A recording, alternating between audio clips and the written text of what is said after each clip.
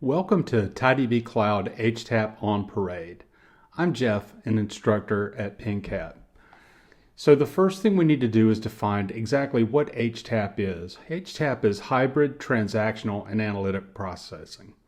What this really means is that there are two stores available to the database, one designed for analytics and one designed for transactional processing. And that's what we'll explore, and we'll actually see it in action. Let's begin by looking at an architecture diagram.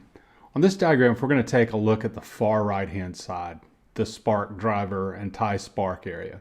This is an in-memory structure used for analytics in our TiDB architecture.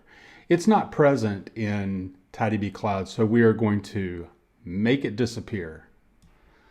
On the left-hand side of the diagram, we see TiDB servers.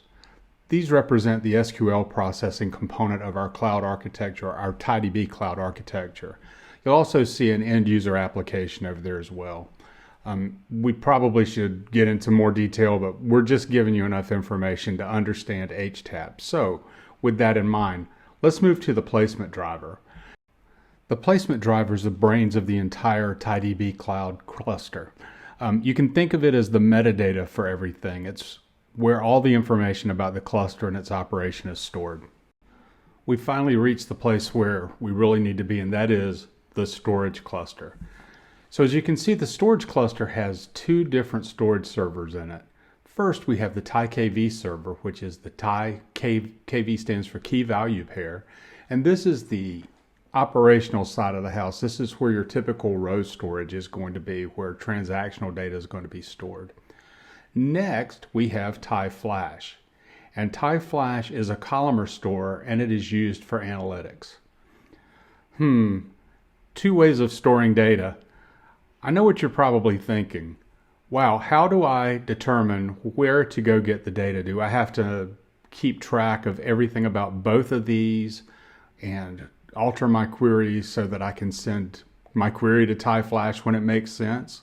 Or leave it in TiKV when it makes sense? Well, let's take a look at that. I think you'll be surprised at the answer. Okay, so where are we?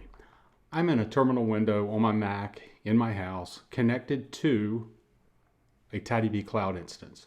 This is the command line that I copied from the TiDB Cloud webpage to connect to it. So let's do that. So I have a password. Hopefully I can remember it. Yes. All right, so we're connected.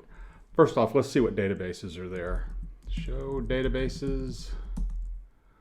Okay, cool. So we're going to use that /archive_dev. It comes as part of the serverless tier. It's for experimentation. It's a GitHub archive of events. So let's use that. We'll type use dev. Perfect. We'll see which tables are there. Awesome.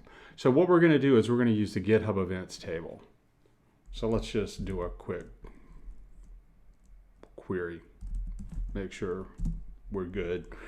Select count star from GitHub events. Boom. So 0.19 seconds. It's okay. I'm in Bluffton, South Carolina. My server's in Oregon, so you can take these times with really a grain of salt.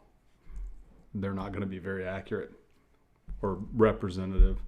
All right, so where are we? We have a query that we've been using. We have a database, and we want to see how our queries are mapping back to our architectural discussion. So we'll make this an explain command, hit enter. And here's the first thing to note. So we don't even have to know a whole lot about this command, but we can see that we're using TiKV, which means we are going against the transactional store to get our counts, as opposed to the columnar store that is TiFlash. One thing I have to tell you is that in order to get TiFlash associated with a table, I have to issue an alter table command, and here we go. So I haven't done this yet. Alter table GitHub events set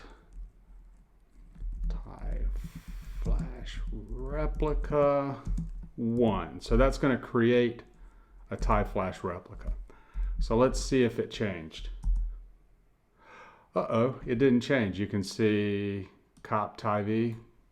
So have we done something wrong? Turns out no, it just takes a little bit of time to replicate that data into TiFlash. And now take a look. Now we're using TiFlash. Now remember, our explain plan was the exact same thing, was the exact same for both. In other words, our query that we're running is the exact same for both, which points us back to the glory of our HTAP environment in TiDB is once you set it up, you don't have to do anything for it. The TiDB cost-based optimizer will determine the best way to satisfy the query. Now this query is really simple, but let's say you had a big huge query with joining a bunch of tables with a big huge where clause. The optimizer might go so far as to use both TiKV and TiFlash in the same query. There's nothing saying that it has to use one or the other. It can use both. So that's cool. So what have we learned here? We've learned that once we get it set up, everything else is transparent. I showed you how to turn it on, but the deal is I kind of lying to you. When I set this up, it was already set up. I had to turn it off. So there are times when you'll want to turn it off, such as this one where I'm showing people how to do this. So how do I make it so that it's not there? I set replicas equal to 0, and then there we go. We're back to using TiKV.